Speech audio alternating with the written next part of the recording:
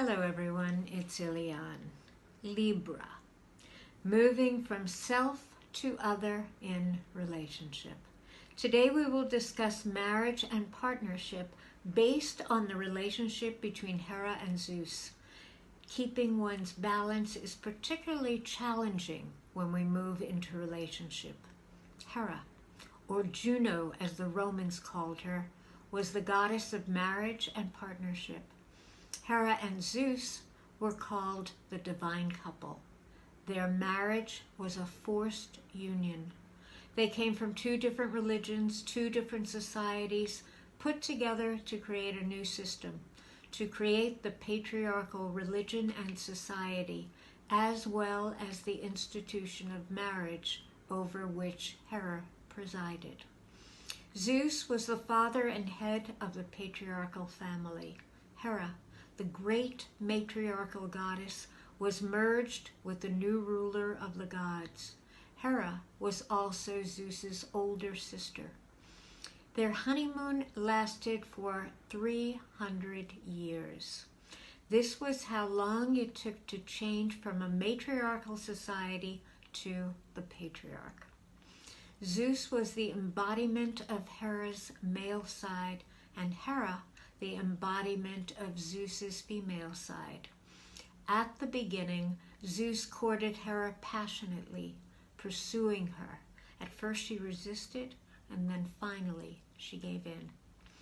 Their relationship was a continuous power struggle. As the patriarch grew stronger, Zeus reigned as the dominant victor. Their marriage was turbulent, filled with revenge and constant infidelity. To make matters worse, Hera was unable to produce children within her marriage, while Zeus's infidelities produced many Greek heroes. Her supreme act of revenge was to use her ancient power of parthenogenesis to produce a child without Zeus's participation. Unfortunately, she rejected both of her sons as they were deformed. Hera, once a great goddess of the matriarch, was left diminished and degenerated into being a shrewish and vindictive wife. She was powerless with no function except as Zeus's wife. Once before, this great goddess of the matriarch was disempowered. In the present incarnation, she was swallowed by her father Kronos and forced into constriction, living in her father's belly. A daughter's deepest longing is to be emotionally known by her father. And when that desire is left unfulfilled, she may translate her longing as an adult in a quest to find love. Abandoning herself to a strong partner, she loses her sense of self. The daughter must become her own father, strong, whole, and independent, standing on her own 2 feet with a healthy ego to support her in the world. Only then can she have a healthy, interdependent relationship. The devouring tendency is often found in intimate relationships. Power struggles most often happen after the first 2 or 3 years, as opposed to the 300 years for Hera and Zeus. This is when the romantic projection wears off. The man projects his feminine self onto his partner, and the woman projects her masculine self. The attraction is the idealized vision of one's own male or female self. And when the projection wears off, one sees this person next to them, often as a stranger, and not necessarily a likable stranger. Who are you?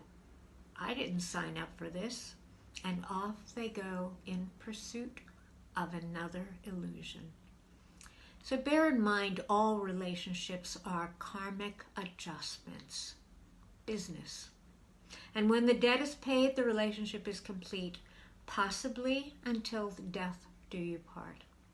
One must enter into a relationship with commitment, not with one's foot out the back door. Relationships provide a divine opportunity for growth, for emotional maturity, selflessness, and understanding. When one person needs to be right, it creates an unbalanced situation. Struggling to feel right or powerful is an internal struggle. No one owns our power, and there's no need to recover our power. We must empower ourselves from within. It is our relationship with the divine that empowers us. We are not to engage in mastery over another, but to engage in self-mastery. A healthy relationship is fed by time and attention. We learn to listen to each other, yield when appropriate, compromise, and respect our differences. We are responsible for our own well-being, as is our partner responsible for theirs.